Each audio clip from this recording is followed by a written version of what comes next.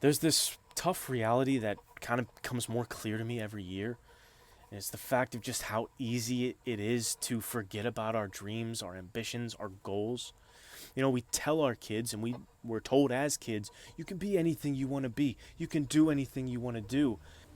But then life comes in, right? We get bills, we get wife, kid, responsibilities. Adulthood just comes and steamrolls all of that. And then it becomes a simple task to just give in and let it go.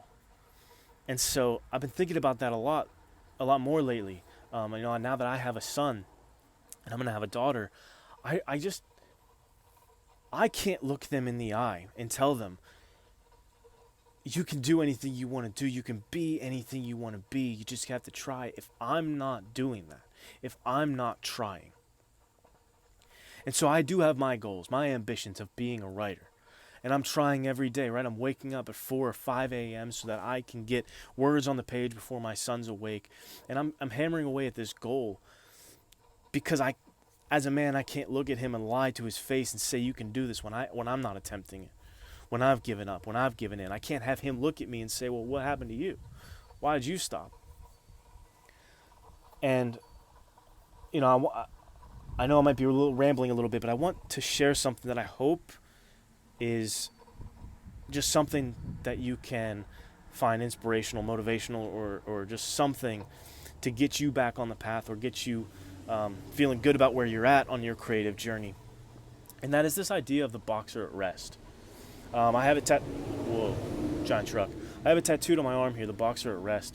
And the legend is, right, he lost his fight. He lost this fight, and he still has his head up. He's not looking down in shame. He's holding his head high because he knows that he did everything that he could.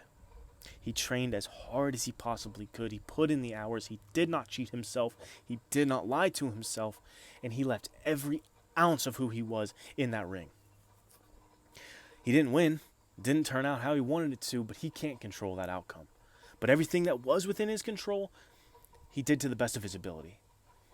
And I hold on to that, especially, with my goal of being a creative writer and,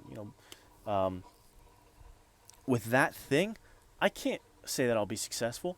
I can try every day from now until I die when this heart condition catches up with me and I'm no longer here. I can hammer away every single day and still not make it.